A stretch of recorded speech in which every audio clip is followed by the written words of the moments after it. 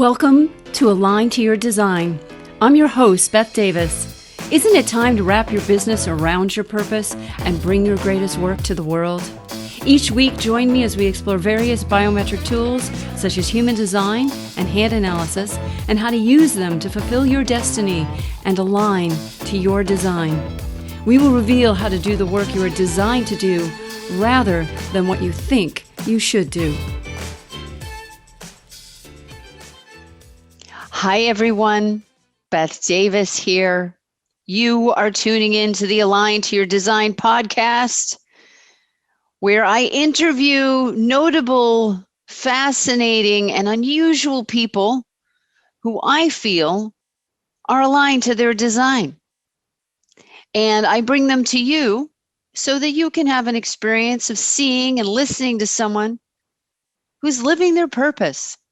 Now, you might be living your purpose. You might be wanting to live your purpose. You might be afraid of your purpose. Our goal here is to help you get excited about your purpose and make the commitment to live your purpose with devotion and love, and maybe some fun thrown in there. Our guest today is a fascinating woman. She has a 6'2" profile, which we'll talk about in a bit when we get to her chart. But she helps people wayfind the cosmos, which in of itself is fascinating, don't you think? If you're new to our show, I interview a guest about their work, and then we look at their human design chart. So our guest today has graciously volunteered her time and her human design chart so that we can explore her design with all of you.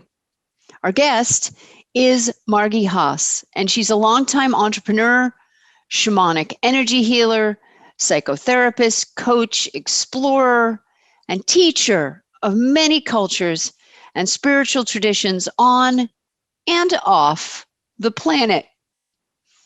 Margi ran her own successful recruiting business between New York and Japan for many years, finding Japanese bilingual senior executives for Western companies. And yes, she can speak Japanese.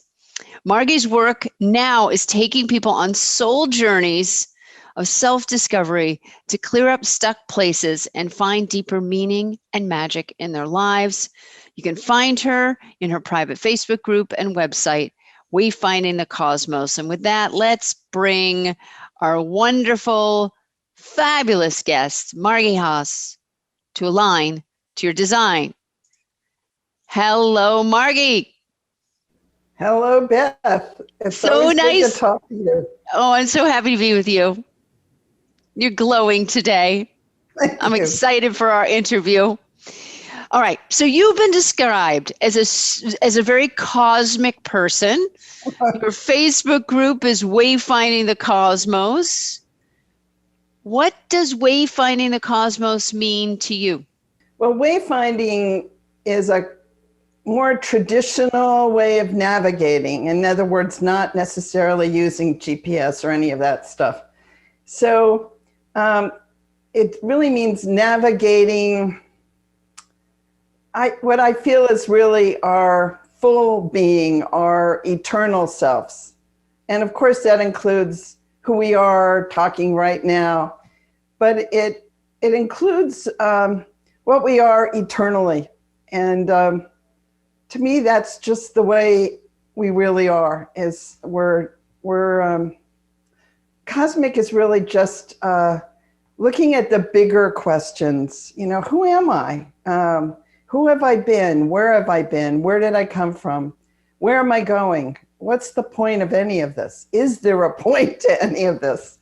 Including our eternal being, not just this lifetime. So what is an eternal being to you, as you understand it? Like, how would you describe an eternal being? That's a great question. When we're not incarnate in these bodies, we're consciousness. And consciousness, as I understand it from my high teachers, isn't so easy to explain because we're all consciousness. And when I say we all, it's plants, animals, even planets are actually living beings. But it's consciousness is the base. It never was born, it never dies. And it is consciousness itself. And in a way, it's ineffable. It's unexplainable because we're in it, we are of it. So, but there's a never-ending sense of consciousness. That's what I'm really trying to say. And I remember when I was studying Tibetan Buddhism, I used to think, wait a minute, there's a beginning and end to everything. And no, there isn't. Consciousness is a continuum without beginning and without end. It took me a while to kind of get that. But it's, and so in that sense, we're eternal. And so are plants, the DNA. I mean, this is, as I say, ineffable. It's pretty hard to explain, but I think it's just fascinating. And we keep learning more, and there's more to learn. You know, and I'm not just talking about scientists, but there's a learning edge to the universe, especially to us with humans or maybe ETs that we don't even know about, all of that. So that's the cosmos. What was your earliest memory or encounter or awareness of this kind of consciousness about the cosmos? Wow. I was pretty linear, and my dad was PhD biophysics, biochemistry, MIT. So he was a super brain. And I was raised to kind of try to prove to him that I was the linear, smart, whatever.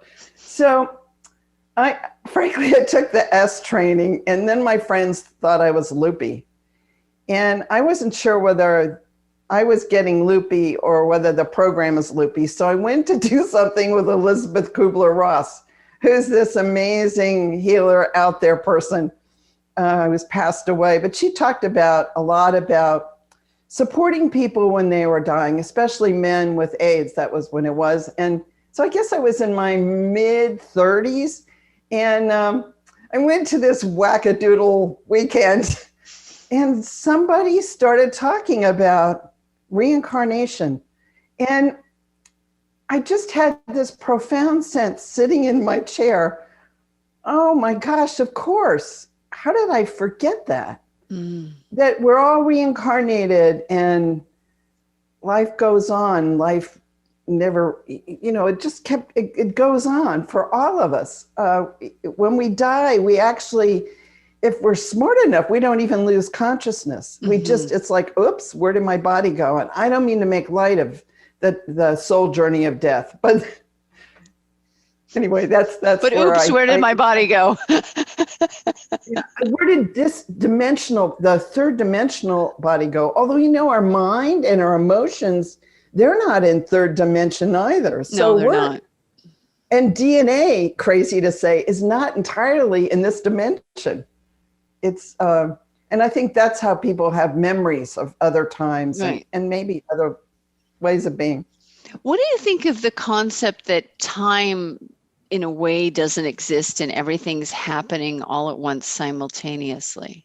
Well, when I think about it is I think I can accept it because I can sort of just vaguely understand enough physics, quantum physics, to get that. But it's, when I talk to people or when I'm doing past life work with them, and it's all happening like I picture it as like a layer cake and everything's happening at the same time. I think it's really hard to get emotionally. And maybe we're not supposed to really know how to connect to that because, it's hard enough just getting through the day sometimes, right? Yes. So to think about, oh, wait a minute, you mean I'm back there as an American Indian still in the plains of the West and white man hasn't come yet? What? How could, and I gather if that's the case, then all of our layer cake lifetimes, we're growing in all of them at once, or we're receding, we're not growing. I don't know, it's kind of hard to get. I've got new physics books, but sometimes I'm like, thank you. I've had enough right now. Yeah. It's hard Yeah. to read. So here's a question for you. So your clients come to you for many different kinds of issues, right? They might be unhappy about something, they're struggling, they want to explore their past lives, they have trauma they want to release, or maybe they just want inspiration or crave deeper meaning in their lives. So there's lots of different reasons why people would work with you. And how does this bigger cosmic perspective we're talking about inform the work that you do with these clients? Again, it's kind of hard to articulate, but when I'm talking to someone, even in a bar, where I'm usually drinking iced tea, but and when I'm talking to clients or would-be clients, I just have this kind of hunger to find out who they are. Mm-hmm. And I think that's why I started my executive recruiting business. I'm intrinsically nosy, but it's more like I want to know who you are, Beth. What makes you tick, and where is it? And so maybe it comes to my mother's Christian Science background, in which I was partially raised, where I feel like man is essentially, or women, all of us are essentially perfect beings. And there's a lot of gunk sometimes, or a lot of clouds. So let's get rid of the clouds and get to who this person really is, who you really are, and how can I reach in and support you to find your growing edge, to kind of wayfind you into all your essence, your perfection as a human and as a soul. That's beautiful. Thank you. So I just get really excited. And sometimes I think it's frankly a little harder to tell people what I do than to do it. But it's so exciting to talk to people. And just, I don't know, it's almost like, I so picture almost like I'm a dolphin and there's a sonar device and I'm kind of going in. It's that shamanic following the energy, kind of wherever it goes. So I don't even like to say I'm a psychotherapist or a shaman as much as just tracking the energy of the particular person I'm talking to. It's beautiful. Like, for me, it's an endless adventure, and I love it when people can break through. Yes. So can you give us an example of someone you worked with on their past lives and what came up and what happened for them? Yes. I offered a session to a famous Broadway a publicist. And actually, it wasn't for him, but it was for a benefit. And I offered a free past life reading. And he was frantic to get the session. So he came, and the person who won it was like, ooh, I don't want to do that. So he bartered 2 top tickets to the Broadway show of your choice so he could work with me. And he came in, Beth, and he was really, frankly, he wasn't too articulate about his emotions. And so normally I kind of try to lead people in with their emotions, but he was so excited and so sure he should do this. And he said his dad was scolding him. He was in Scarsdale, which is a suburb of New York City, as you probably know. And his dad was like, don't talk to me about Honolulu. We're in the backyard in Scarsdale. What is this? And it turns out that he had been a wave or a WAC, I guess, was Army women. And after Pearl Harbor, he went there and as I gather, a very attractive blonde young woman, taking care of the men that came back from the Pacific Theater and helped them. And I'm getting chills. I don't know why, but he was so fascinated, and he loved this work in Honolulu. And then he got on a plane because the war was over and he had to go back to wherever. And he got on the plane and he had a feeling he shouldn't leave and he shouldn't get on the plane, and the plane blew up. And that was the end of that lifetime. And odd to say for him, I thought, well, let's process getting on this plane and this horrendous, what seemed to me like, wow, not a great way to go. And he knew he might die that way.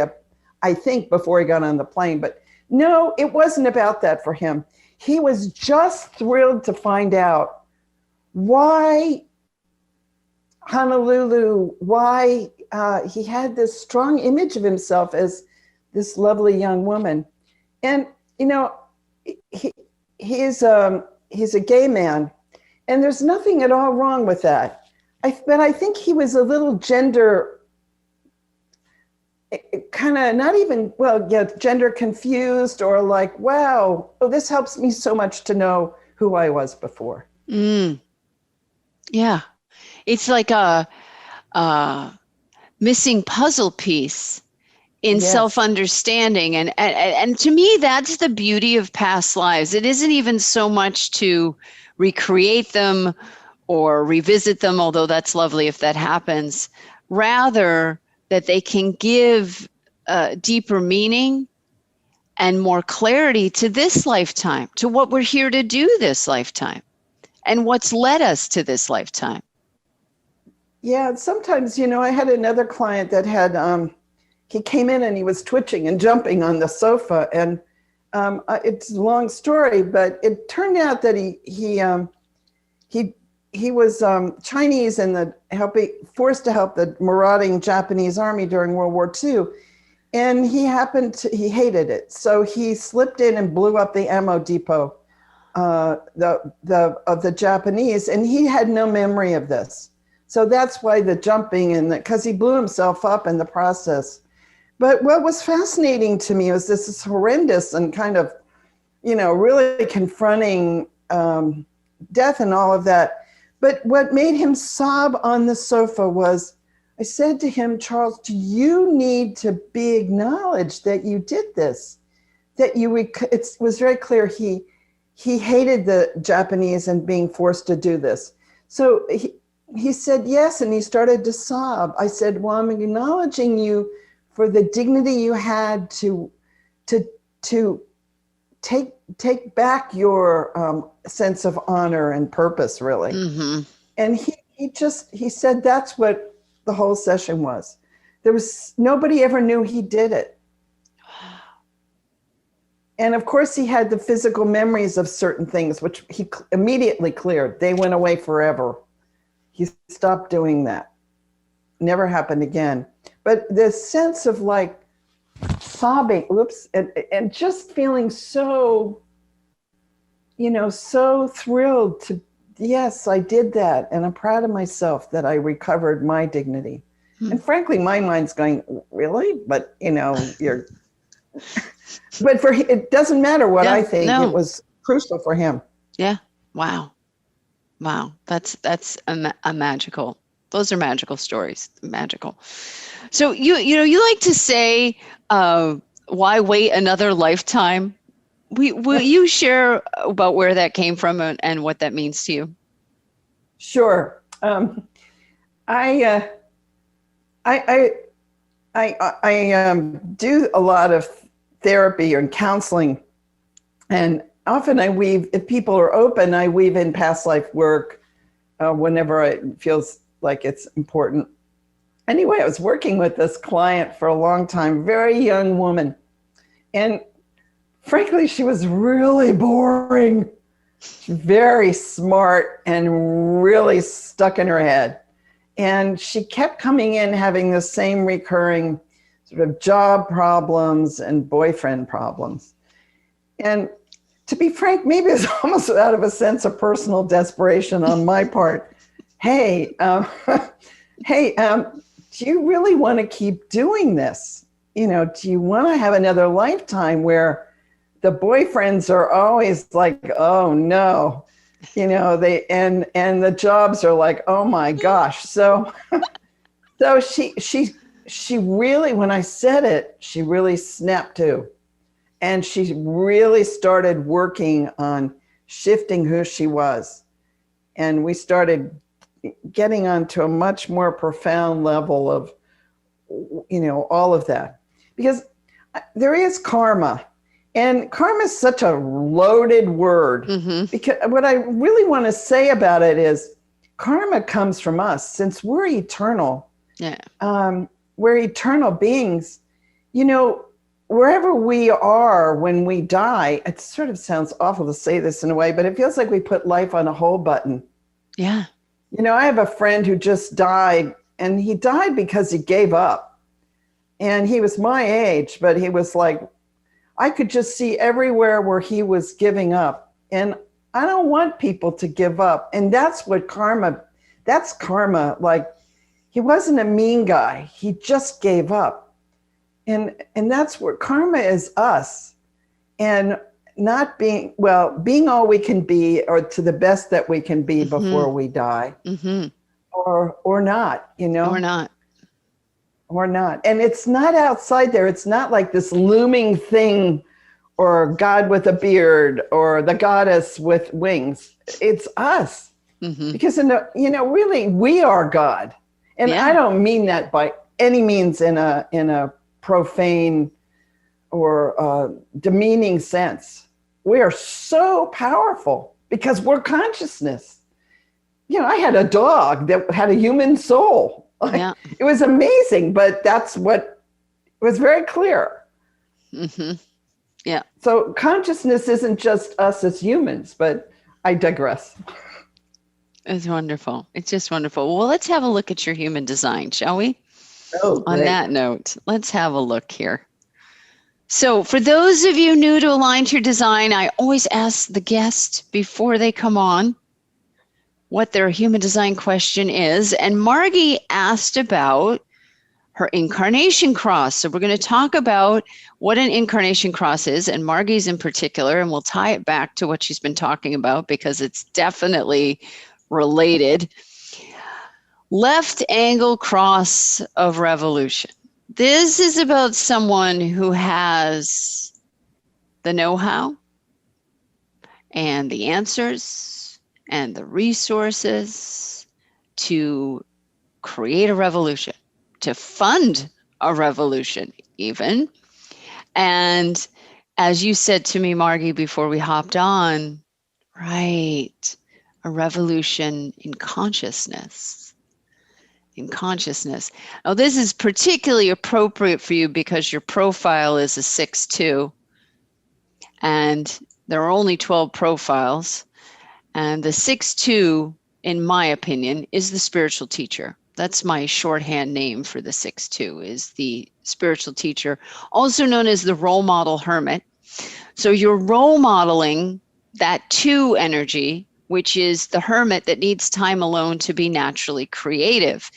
And then the creativity reveals what is wanting to be revealed. And then the 6 energy, the role model, brings out this wisdom to the other, to the group.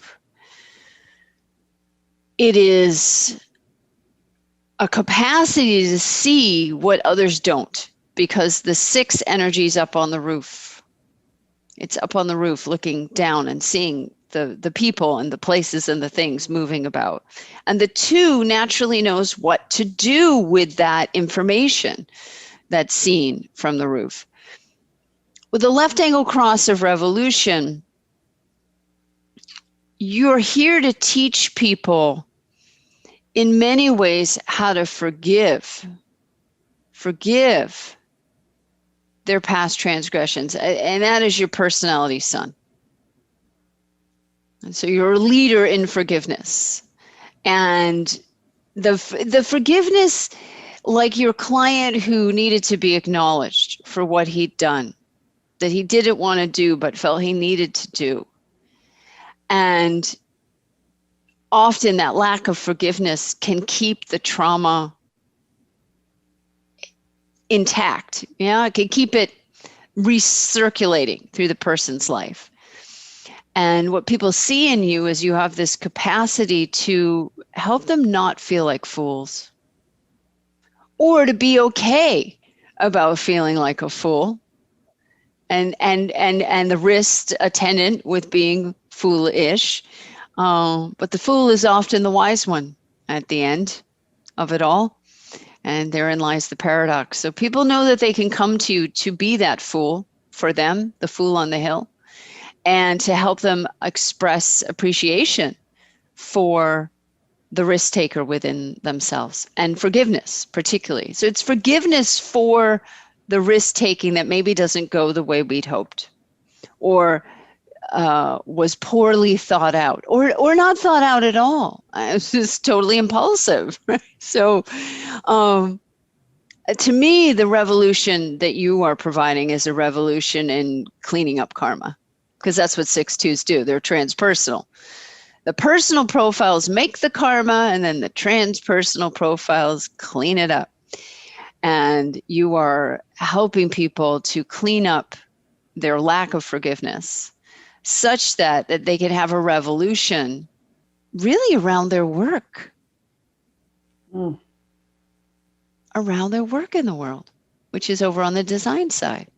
So the gate 14 is the love of work, power skills, and gate 8 is contribution to the community. So your clients want to contribute their great work to the community, but they're blocked by this judgment they have about the choices they've made. Wow. Right? Does that make sense? Totally. In fact, I'm just thinking of a good friend who did a talk for Sarasota Audubon. I'm a program director, and this is exactly just 2 days ago. And that's exactly that. And she's very powerful. Mm-hmm. So that's the revolution. Yeah. The revolution is clean up the karma by forgiving yourself. Clean up the karma by acknowledging yourself. And you help facilitate that because, as you showed in those 2 stories that you shared with us, the individual themselves is dealing with so much data input. The one dealing with the past lives, right? And they don't necessarily know what to focus on, or what the point of the story is, or what's an important detail or what's an unimportant detail. And you have these eyes from up above that see the matrix within them, that see the patterns, that see where the person is off the mark in terms of their self-respect, their self-love. And you essentially help them course correct. And this is going to create revolutions in people's lives because you unburden them in your work. There's a laying down of the burden. So true. Wow, this is so inspiring. And it really feels like it penetrates right to the heart of who I am. And I'm also School of Service, I think, in the hand reading. So when you say that, I feel so moved and inspired. And that to me is what the revolution is. I'm not into bombs or blowing things up unless things are completely destroyed, but I hope I never see that. I said, I love how you've interpreted this. Thank you. Thank you. Well, we need a different kind of revolution now. We need the revolution of forgiveness. We need the revolution that teaches people how to manage their minds better. And that is ultimately what you're helping people do. If they want to access the awareness center that is the neocortex and really harness that power, one can't be swimming in a bunch of past trauma. They can't get to the now if the past keeps reliving itself. It's like they're throwing their railroad tracks that are supposed to take them forward and throwing them over their heads and going backward. Yes. That's right. That's right. And so when I think about this concept of everything happening at once, so if you're in trauma and you are not released from the past, it does become your now, and then it reinforces itself. And then people stay very stuck, right? Because new input can't get past the barrier of that trauma wall, or the unforgiveness wall, or the judgment wall, whatever wall the person has up. And you dismantle that wall. Yes, and I think we're in a time where we're obsessed with the trauma, with the wall, with the lack of forgiveness. So it's so important and pithy and so key what you're saying, that we need to focus on our perfection, not arrogantly, but because we are eternal, we have endless possibility for growth and learning. That's right. And that's such a turn on. Wow. There's just so much that we can shed that isn't us as we grow. Very true. Very true. So any final words of wisdom for our audience? Well, I'd love to have people come wayfind the cosmos with me. And I focus on, I'm really excited to teach, to keep learning and keep teaching. And I'm going to be starting State of the Cosmos from next week, a podcast where I'll be talking more on specific topics in depth. But please wayfind the cosmos with me. I'd love to have you join my Facebook group, come to my website, and I'd love to keep learning and growing with all of you. So please come join me. It's such a privilege to be alive right now, even with all its challenges. And I'm so thrilled to have done this with you, Beth. You are so good at really pulling out the essence. I feel so inspired and moved by that. And it's really, to know more and more about my design. You know, I studied human design before, but I didn't get it till I started studying so closely with you. And I'm just thrilled. I learned a lot from this today. So thank you so much. Oh, you're so welcome. Thank you for being on the show. It's been such a pleasure. And to all of you watching, listening at home, wherever you may be, this is Aligned to Your Design. We'll see you next time. Thank you, Margi. Thank you.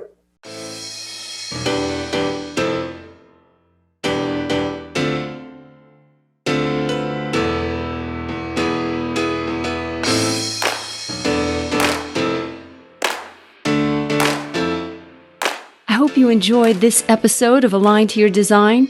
If you did, please grab my free report, Business by Design, at yourpurpose.com, and then join our Facebook group, Align to Your Design. See you next time.